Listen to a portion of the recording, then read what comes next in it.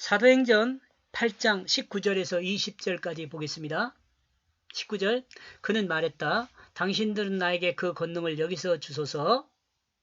왜냐하면 만약 내가 어떤 사람에게 두 손으로 안수하면 거룩한 영을 받을 수 있게.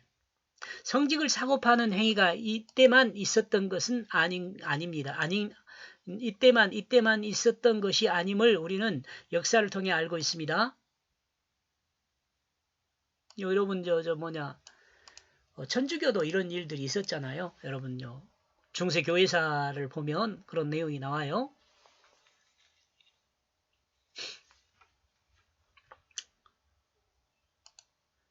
책 읽어보면 돼요. 사도들이 활동하기 이전의 사회에서도 이와 같은 일들이 있었음을 짐작하는 마술을 하는 자 시몬의 행함을 통해 이해할 수 있습니다. 자, 사도들이 활동하기 이전 사회에서도 활동하던 이전 사회에서도 이와 같은 일들이 있었음을 짐작하게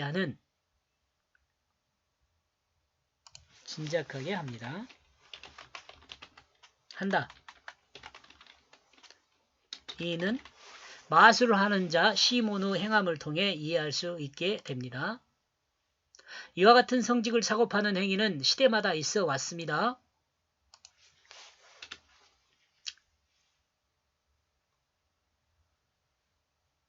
그리고 이 시대에도 있습니다. 안타깝네요. 안타깝죠? 이 시대에도 있습니다. 심지어 부자 교회에서 성직을 상속하기도 합니다. 상속하기도 해요.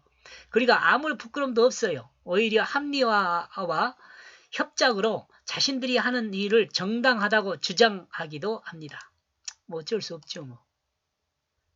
이런 상황을 보면 이 사람들은 하나님이 없다고 생각하는 사람이에요. 하나님이 알아서 하겠죠.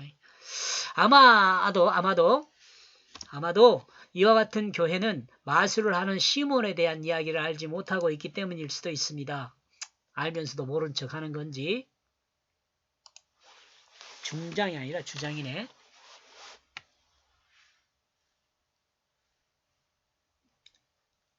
두 손으로 안수하는 것은 단순하게 사도의 두 손만을 의미하는 것이 아닙니다. 여러분 여기도 좀 생각을 해보세요. 목사들이 두 손으로 무조건 안수한다 그러면 성령을 받을 수 있느냐? 그렇지 않아요. 두 손으로 안수하는 것은 단순하게 사도의 두 손으로를 의미하는 것이 아니에요. 예수 그리스도의 십자가 부활을 믿는 자에게 두 사도의 이름의 의미를 더한 것입니다. 이는 곧 하나님 말씀을 그 마음에 새기고 하나님 말씀의 뜻을 따라 행함으로 하나님의 사랑을 받는 자가 되는 방법을 더하는 것입니다. 이해했으면 좋겠어요. 그리고 이와 같은 사람은 하나님 말씀이 자신의 육체를 사용하여 진실한 사랑으로 하나님이 창조한 모든 피조물을 섬기는 자, 곧 타락 이전의 그 창조를 회복하는 것이에요. 하나님이 창조한 그 에덴을 회복하는 것이에요. 이와 같은 것은 베드로와 요한이 줄 수 있는 그 능력을 벗어나요. 베드로와 요한이 줄 수 있는 게 아니에요. 이러므로 이 일은 누가요? 하나님 말씀인 예수 그리스도가 주는 것이라고 요한복음 1장 33절에 말하고 있습니다.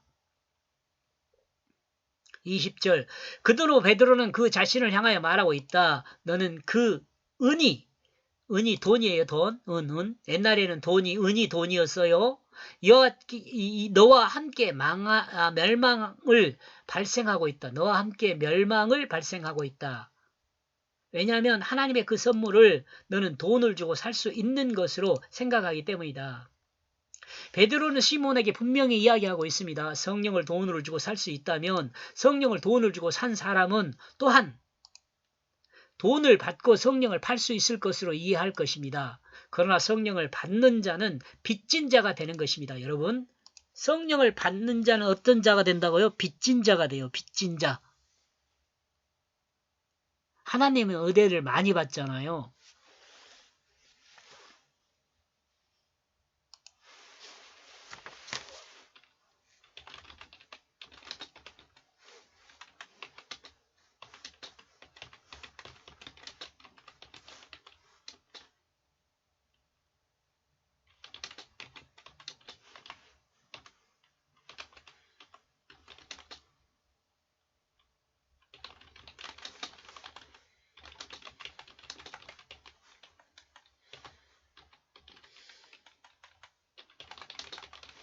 하나님의 일을 더 많이 해야 돼요. 빚진 자로.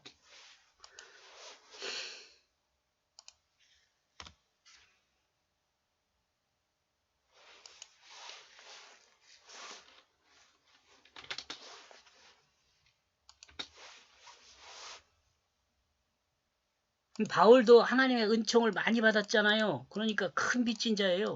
빚진 자라 그러잖아요. 저도 큰 빚을 진 것 같아요. 그래서 지금 성경 다 이렇게 설명해 드리려고요. 여러분, 제가 뭐 머리가 똑똑해서 아는 것이 아니고 하나님께서 지혜 주셔서 이런 일을 하고 있거든요. 다만 조금 요즘 유튜브 확인하는 걸 보면 관심이 없더라고요, 사람들이. 그래도 어때요? 제가 해야 할 일이니까 해야죠. 성령을 받은 자는 하나님이 창조한 모든 피조물을 섬기는 의무를 가진 자가 될 것입니다. 의무를 가져요. 의무예요, 의무. 하나님의 은총을 받은 자, 하나님의 집중적인 사랑을 받은 자는 의무가 더 커져요. 그러므로 마술사 시몬이 성령을 받게 된다면 그에게는 멸망하는 일이 발생하는 것입니다. 왜? 돈을 벌 수 있는 자가 되는 것이 아니라 빚진 자가 되는 것이기 때문에요. 근데 오히려 빚진 자가 되니까 멸망하게 되겠죠. 이게 이 멸망한다는 것은 나와 여러분이 생각할 때는 좋은 건데 시몬이 생각할 때는 망하는 거죠. 세상 사람들이 예수 믿는 것을 보면 망하는 거예요. 근데 예수 믿는 사람이 하나님의 역사를 행하는 것을 보면 흥하는 거죠. 축복받은 거죠. 하나님은 천지 만물을 창조하시고 사람의 코에 생기를 불어넣었습니다. 생명이 되게 했습니다. 그리고 하나님이 창조한 모든 피조물을 섬길 수 있게 하셨습니다. 아담에게 그렇게 했죠. 그런데 인간은 사탄의 유혹에 넘어가 타락하여 하나님이 창조한 나라에서 자기중심의 나라를 세웠죠. 이는 하나님 나라를 반역한 것이죠. 하나님 나라에 내 나라를 세웠으니까 반역 맞죠. 이는 죽음에 해당하는 죄입니다. 반역했으니까 죽음에 해당하죠. 하나님의 선악과를 따먹고 하나님은 선악과를 따먹고 자기 나라를 세우게 되면 여기 줄 바꿔야겠어요. 하나님은 선악과를 따먹고 자기 나라를 세우게 되면 정령 죽는다고 말씀하셨습니다. 정령 죽는다고 말씀하셨습니다. 그러므로 하나님은 인간을 다시 생명으로 거듭나도록 이 말씀을 십자가에 못 박았습니다. 이 말도 좀 이해를 해야 돼요. 이 말씀요. 정령 죽는다는 그 말씀을 십자가에 못 박아버렸어요. 같이 죽어버린 거죠.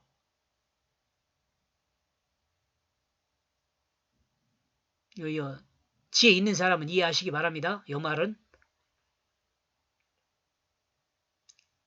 그리고 십자가를 믿음으로 다시 새롭게 생명으로 거듭나도록 했습니다. 말씀이 새롭게 생명으로 거듭나요.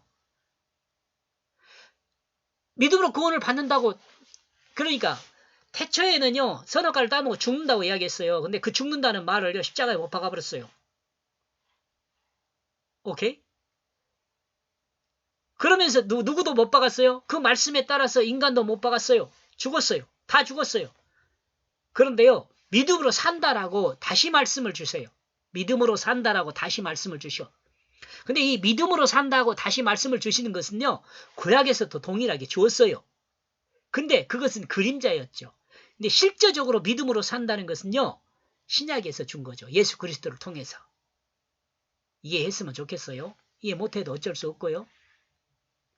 귀가 있는 자는 들을 것이고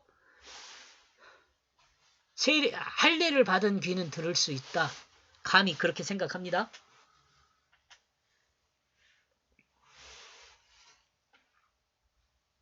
십자가를 믿음으로 자기 중심이 죽었다는 것을 믿어야 하며 부활을 믿음으로 하나님 말씀의 뜻을 따라 거듭났음을 믿는 것, 곧 예수 그리스도 십자가와 부활을 믿는 것입니다. 이것이 인간이 구원받는 유일한 법칙으로 하나님이 정하셨습니다. 그러므로 예수 그리스도 대속의 십자가와 부활을 믿음으로 구원을 받게 됩니다.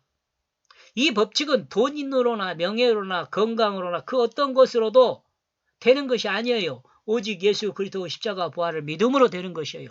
자신이 십자가에 죽었다는 것과 예수 생명으로 부활했다는 그것을 믿음으로 되는 거예요.